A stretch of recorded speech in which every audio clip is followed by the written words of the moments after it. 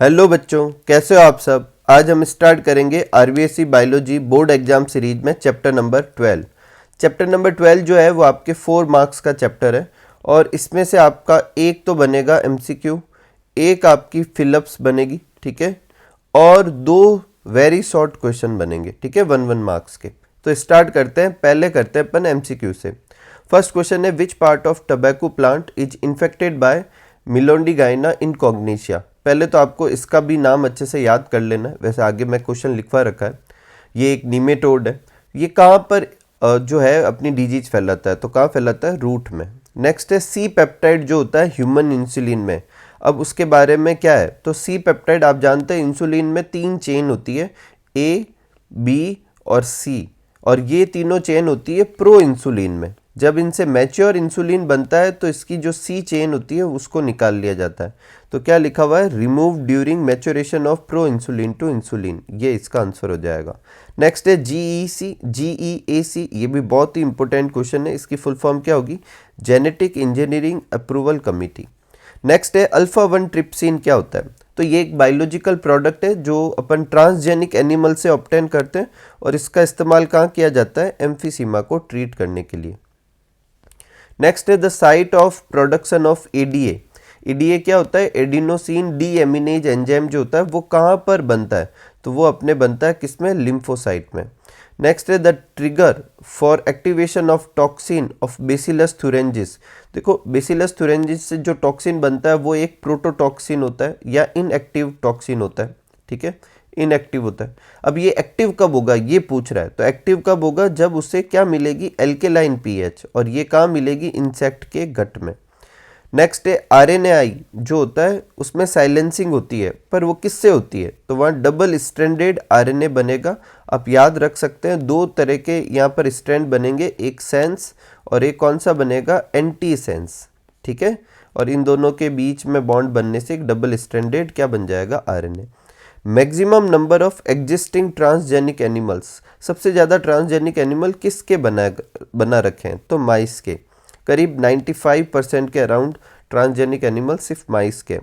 Nematode specific gene जो होती है पेस्ट रेजिस्टेंस प्लांट ऑब्टेन करने के लिए वो टबैको में ट्रांसफ़र की जाती है, तो किस वेक्टर से करते हैं, तो एग्रोबैक्टीरियम। ये अपन ने प्रीवियस चैप्टर में भी देखा था, ठीक है, टीआई प्लाज्मिड होता है जो।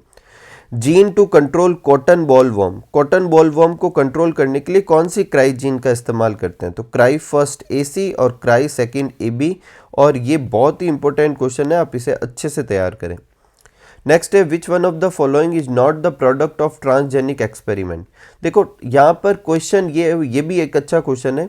यहाँ पर ये नहीं पूछा है, आप इस चैप्टर में जो हेडिंग है वो नहीं पूछ रहा, वो पूछ रहा है ट्रांसजेनिक एनिमल या प्लांट से कौन सा प्रोडक्ट नहीं बनता। देखो पेस्ट रेजिस्टेंस ट्रांसजेनिक या जीएमओ से करते हैं। हाई न्यूट्रिशन वैल्यू ग्रेन जैसे गोल्डन राइस वो भी ट्रांसजेनिक एक्सपेरिमेंट से करते हैं। ड्रॉट रेजिस्टेंट क्रॉप ये भी ट्रांसजेनिक प्लांट से करते हैं। लेकिन प्रोडक्शन ऑफ इंसुलिन जो है ये रिकॉम्बिनेंट डीएनए टेक्नोलॉजी है, इसमें किसी भी ट्रांसजेनिक एनिमल्स की जरूरत नहीं पड़ती, ठीक है, तो इसका आंसर क्या होगा, सी। नेक्स्ट है आरएनएआई रिलेटेड टू। आरएनएआई जो है वो किस चीज़ से रिलेटेड है, तो आरएनएआई जो है वो अपने सेलुलर डिफेंस से क्या है, रिलेटेड है। नेक्स्ट है which of the following statement is not correct. अब इसमें से कौन सा स्टेटमेंट करेक्ट नहीं है, ये भी अच्छा क्वेश्चन है, अच्छे सुनना। In man insulin is synthesised as proinsulin, एकदम सही है। The proinsulin has extra peptide जिसे सी पेप्टाइड कहते हैं, ये भी सही है। जेनेटिकली इंजीनियरिंग इंसुलिन जो होता है वो ई कोलाई से प्रोड्यूस होता है, ये भी सही पॉइंट है। और ये याद भी रखें आप किस वेक्टर का इस्तेमाल किया, किसका इस्तेमाल किया था वेक्टर के तौर पे, ई कोलाई के प्लाज्मिड का। नेक्स्ट है कि the functional insulin has A and B chain, यहाँ तक सही है, लेकिन वो हाइड्रोजन बॉन्ड से नहीं डाइसल्फाइड बॉन्ड से होते हैं, तो इसका आंसर क्या होगा, C. A new variety of rice was patent by a foreign company, though such variety have been present in India for long time. अब ये किससे रिलेटेड थी, बासमती चावल से रिलेटेड थी, ठीक है। नेक्स्ट लेते हैं अपन फिलअप्स। पहला फिलअप्स है कि अ नीमेटोड, एक नीमेटोड का नाम लिखना है जो इन्फेक्ट करता है रूट ऑफ टबैको प्लांट का, कौन सा होगा, मिलोडिगाइना इनकॉग्निशिया। सेकंड है किस वेक्टर का इस्तेमाल करते हैं निमेटोड स्पेसिफिक जीन को इंट्रोड्यूस करने के लिए, agrobacterium. Insulin used for diabetes early extracted from, तो कहाँ से, कैटल और पिग के पेनक्रियाज से। ये क्वेश्चन आपको ऐसे भी आ सकता है कि आपको ऐसे पूछ सकते हैं कि ह्यूमन इंसुलिन बनाने से पहले जेनेटिक इंजीनियरिंग से बना लिया, लेकिन उससे पहले इंसुलिन कहाँ से लाते थे, तो क्या लिखेंगे कि एक्सट्रैक्ट करते थे pancreas of slaughtered cattle and pigs. Next है बीटी टॉक्सिन जो है किस बैक्टीरिया से ऑब्टेन करते थे, तो बेसिलस थुरेंजिस से। नेक्स्ट है द एक्टिवेटेड बीटी टॉक्सिन जो होता है कहाँ पर जाकर अटैच होता है, तो मिड गट पर एपिथेलियम पे जाके अटैच होता है और वहाँ पोर क्रिएट करता है। बायोपेस्टिसाइड क्रॉप का नाम बताना है, बीटी कॉटन। आपको एक पूछे कि बीटी एक बायोपेस्टिसाइड का एग्जाम्पल लिखो तो बीटी कॉटन लिख सकते हैं। कॉर्न बोरर, इसके लिए कौन सी जीन होती है, क्राई फर्स्ट एबी। और जो अपने कॉटन में डिजीज फैलती है उसको कंट्रोल करने के लिए कौन सी होती है, क्राई फर्स्ट एसी और क्राई सेकंड एबी। ठीक है। इंसुलिन फ्रॉम एनिमल सोर्स, वो क्या करता है, एलर्जी क्रिएट करता है। आपको पूछे कि एनिमल सोर्स से जो इंसुलिन होती है उसमें क्या ड्रॉबैक है, तो आप क्या लिख सकते हैं कि वो एलर्जी करती है। Insulin consist of 2 polypeptide chain, कौन सी होती है, ए एंड बी, दोनों आपस में किससे जुड़ी रहती है, डाइसल्फाइड बॉन्ड से। Proinsulin have a extra stretch, क्या नाम होगा उसका, C peptide.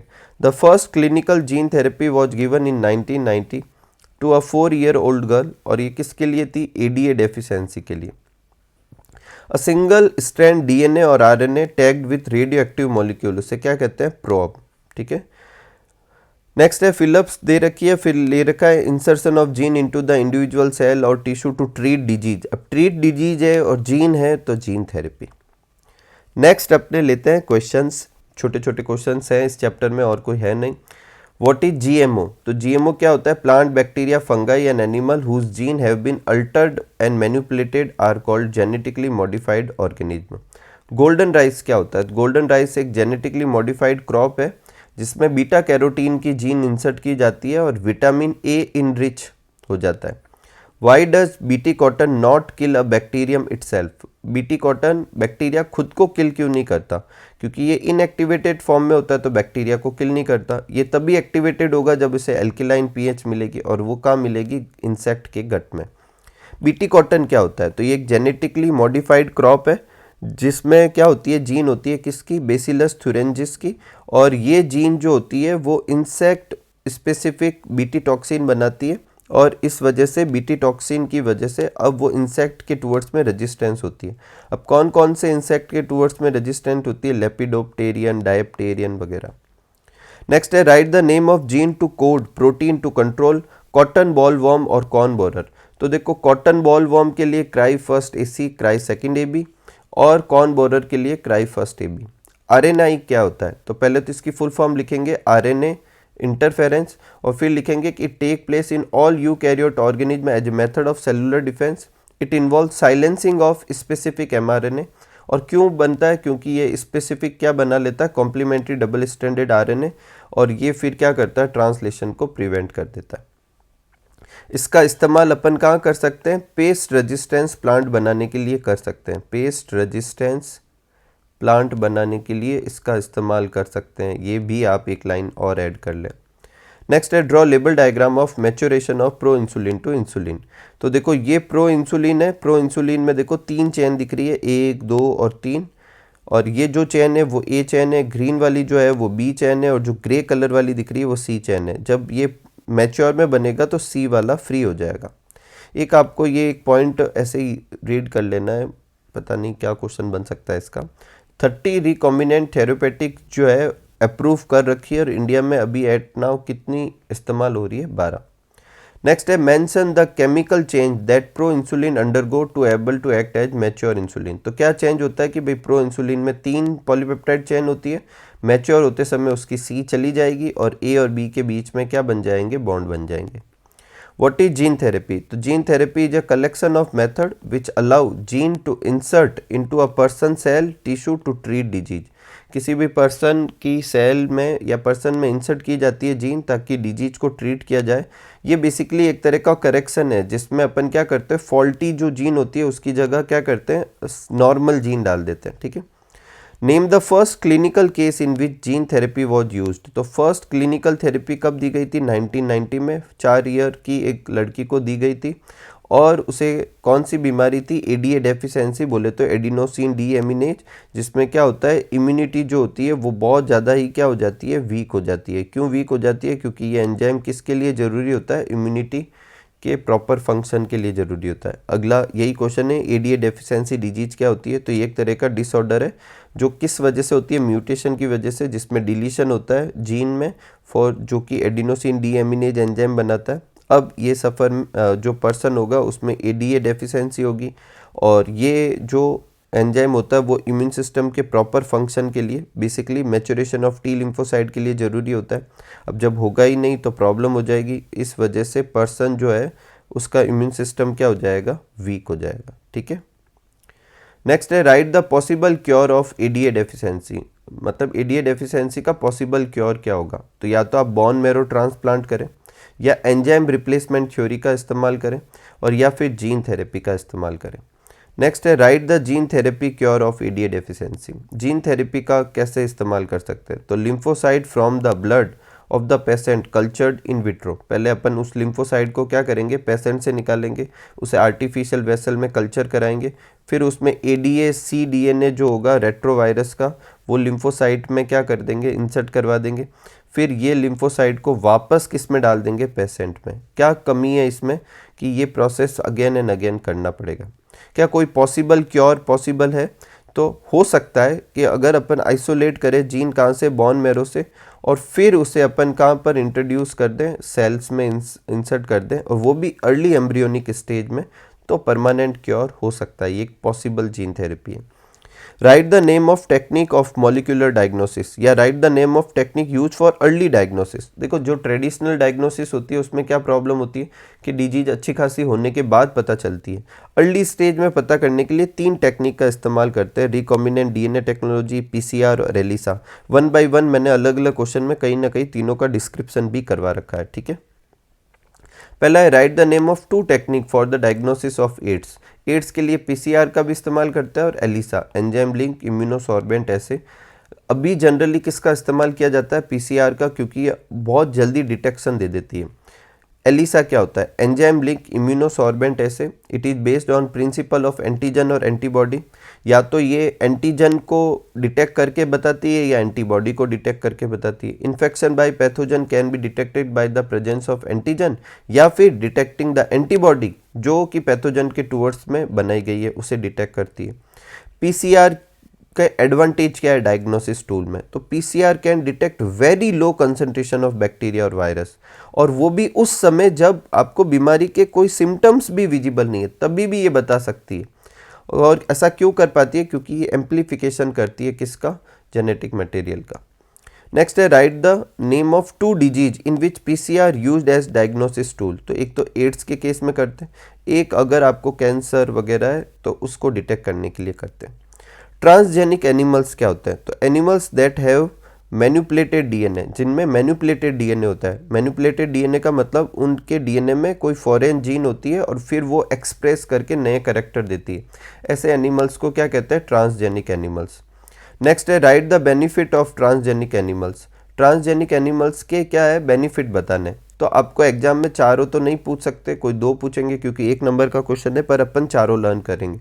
Normal physiology and development की स्टडी कर सकते हैं, स्टडी ऑफ डिजीज कर सकते हैं, प्रोडक्शन ऑफ बायोलॉजिकल प्रोडक्ट कर सकते हैं, वैक्सीन सेफ्टी और केमिकल सेफ्टी कर सकते हैं। एग्जाम में अगर आपको कोई 2 पूछे तो आप इनके साथ में इनके एक एग्जाम्पल भी लिख लें। कोई भी 2 पॉइंट लिखे, जैसे बायोलॉजिकल प्रोडक्ट का लिखे तो अल्फा-1 ट्रिप्सिन का लिख देवे। ठीक है। वैक्सीन सेफ्टी का लिखे तो पोलियो वैक्सीन का लिख दे। वैसे मैंने आगे एग्जाम्पल लिखवा रखे हैं क्वेश्चन में। नेक्स्ट है, write the name of 2 biological product obtain from transgenic animals. तो 2 ऐसे प्रोडक्ट बताने हैं जो बायोलॉजिकल प्रोडक्ट है और ट्रांसजेनिक एनिमल से निकालते हैं। तो एक तो है अल्फा-1 ट्रिप्सिन, एंटी ट्रिप्सिन, ठीक है, जिसको एम्फीसीमा को ट्रीट करने के लिए इस्तेमाल लिया जाता है। और एक human alpha lactalbumin enrich cow milk बनाया गया, किससे? रोजी गाय का नाम है, और फर्स्ट ट्रांसजेनिक काउ थी। अगर ऐसे पूछे फर्स्ट ट्रांसजेनिक काउ कौन सी थी तो भी आप ये लिख सकते हैं। Write the name of disease cured by biological product obtain from transgenic animal. ऐसी डिजीज का नाम बताओ जो ट्रांसजेनिक एनिमल के बायोलॉजिकल प्रोडक्ट से सही हुई है। तो कौन कौन सी है? Emphysema, PKU, cystic fibrosis. देखो यहाँ दो क्वेश्चन है, एक क्वेश्चन अभी आगे और आएगा कि ऐसी कौन सी डिजीज है जिसकी स्टडी ट्रांसजेनिक एनिमल से की है, उसका आंसर अलग है, और ये क्योर किया गया है उन डिजीज के नाम है। ठीक है, GEAC क्या होता है? Genetic engineering approval committee which will make decision regarding to validity of GM research and safety of introducing GM organism. देखो एक बार CBSE बोर्ड में क्वेश्चन आया था कि दो इसके मोटिव लिखो, तो दो हो गए। देखो एक क्या है? वैलिडिटी ऑफ GM रिसर्च, और दूसरा है कि सेफ्टी, कि मार्केट में अपन अवेलेबल कराएं पब्लिक सर्विस में तो कितनी सेफ्टी है। तो ये दो अलग अलग पॉइंट हो गए। बायोपायरेसी क्या होती है? Biopiracy is the term use to refer use of bio resources by a multinational company और other organisation without proper authorisation of country और people consent without compensation payment. मतलब जिनसे रिलेटेड है उनकी परमिशन के बिना या उन्हें पेमेंट दिए बिना किसी चीज़ का इस्तेमाल करना, बायोलॉजिकल रिसोर्सेज का इस्तेमाल करना biopiracy. Right 3 option of increasing food production. तो 3 ऑप्शन क्या हो सकते हैं? एग्रोकेमिकल बेस्ड एग्रीकल्चर कर सकते हैं, ऑर्गेनिक एग्रीकल्चर कर सकते हैं, और genetic engineering crop based agriculture कर सकते हैं। अब genetic engineering crop based agriculture के क्या एडवांटेज है वो भी अभी आगे एक क्वेश्चन में आ जाएगा, तो आप उसे भी अच्छे से याद कर लें। क्राइजीन क्या होती है और ये किस ऑर्गेनिज्म में प्रेजेंट होती है? तो ये बेसिकली ऐसी जीन है जो कि क्या बीटी टॉक्सिन बनाती है, जो कि एक इंसेक्टिसाइडल प्रोटीन है, और ये बेसिलस थुरेंजिस में प्रेजेंट होती है। Write the possible source of RNA इंटरफेरेस और RNAi। तो बुक लिखती है कि ये दो सोर्स से निकाली मतलब आ सकती है, एक तो वायरस के इन्फेक्शन से और एक मोबाइल जेनेटिक एलिमेंट जिसे ट्रांसपोजोन कहते हैं। ये भी आपका एक अलग से क्वेश्चन बन सकता है, ट्रांसपोजोन क्या होता है? तो मोबाइल जेनेटिक एलिमेंट को क्या कहते हैं? ट्रांसपोजोन। एक बार CBSE बोर्ड में इस नाम से भी यही क्वेश्चन पूछा गया, how does double stranded RNA gain entry to eukaryotic cell. देखो RNAi प्रोसेस के दौरान डबल स्ट्रैंडेड RNA बनता है, तो बेसिकली यही पूछ रहा है कि RNAi कैसे इंट्रोड्यूस हुई। नेक्स्ट है what happen when Meloidogyne incognita consume the cell with RNAi gene.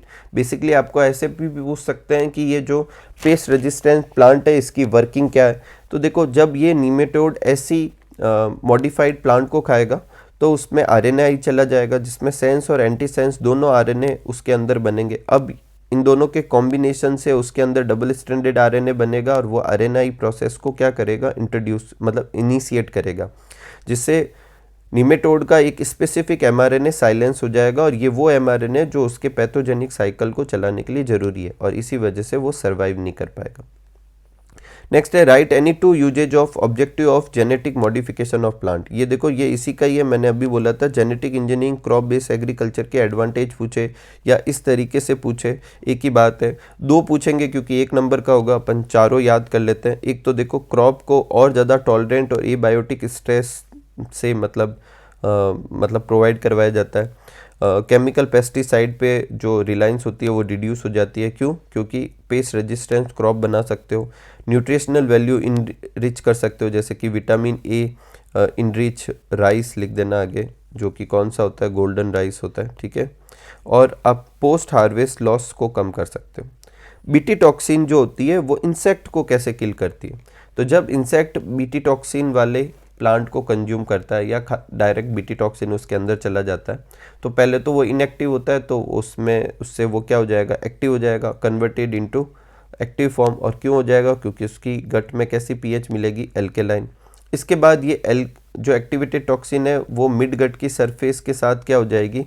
Attach हो जाएगी, उसमें पोर क्रिएट कर देंगे, उसमें स्वेलिंग होगी, लाइसिस होगा, और इंसेक्ट की डेथ हो जाएगी। हाउ डिड अमेरिकन कंपनी इली लिली, ये कंपनी का नाम भी याद रखना है, ईयर भी याद रखना है, उन्होंने रिकॉम्बिनेंट DNA टेक्नोलॉजी से इंसुलिन कैसे बनाया था? ये भी याद रखना है, ह्यूमन इंसुलिन किस टेक्निक से बना था? रिकॉम्बिनेंट DNA टेक्नोलॉजी से। हर चीज़ जो आपको दिखे आपको अच्छे से फोकस करना है।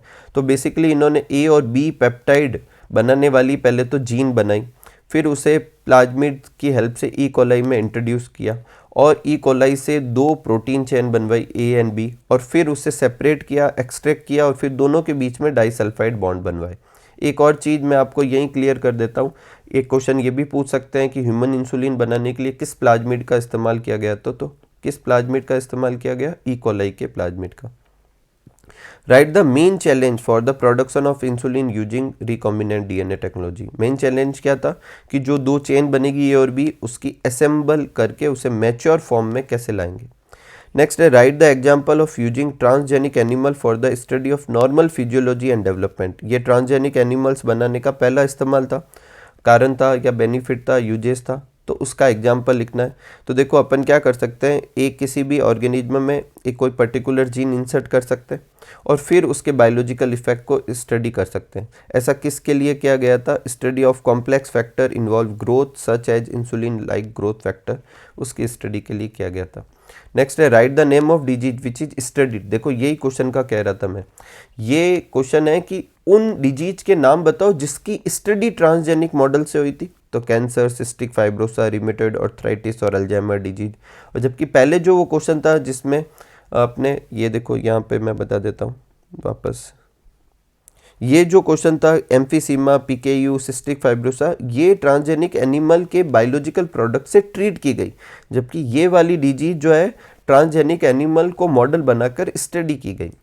Write the example of using transgenic animal in vaccine safety. तो ट्रांसजेनिक माइस बनाया गया जिससे पोलियो वैक्सीन को स्टडी किया गया।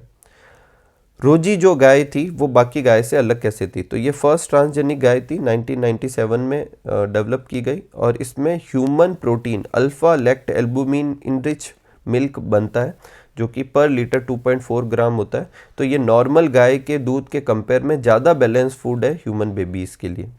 नेक्स्ट है write the name of insect which can be killed by BT toxin. तो बीटी टॉक्सिन जो होता है लेपिडोप्टेरियन को किल कर सकता है, कोलियोप्टेरन्स को किल कर सकता है, डायप्टेरन्स को किल कर सकता है।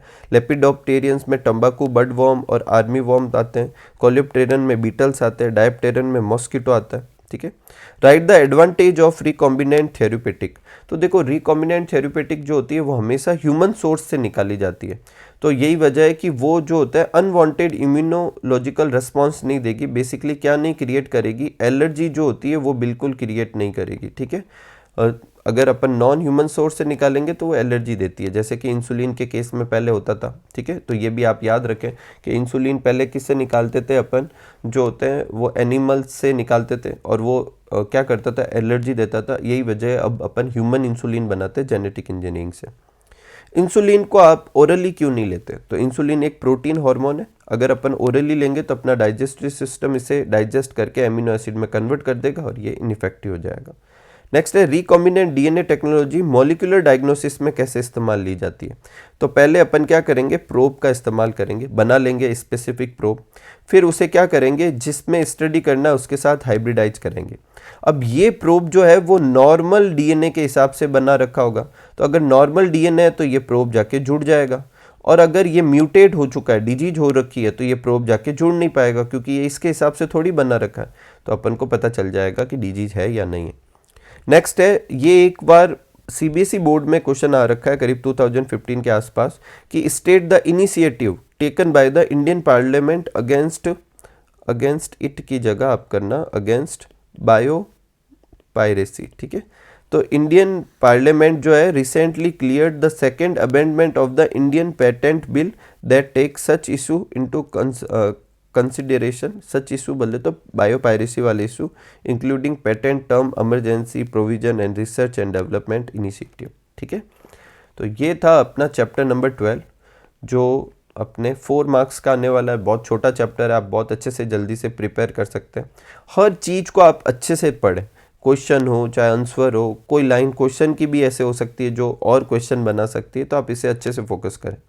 तो उम्मीद करूंगा कि ये चैप्टर आपके लिए बहुत हेल्पफुल रहा होगा। मिलते हैं अगले चैप्टर की वीडियो में, तब तक आप सब लोग खूब सारा हार्डवर्क कीजिए, खूब खुश रहिए, खूब मस्त रहिए। Thank you for watching.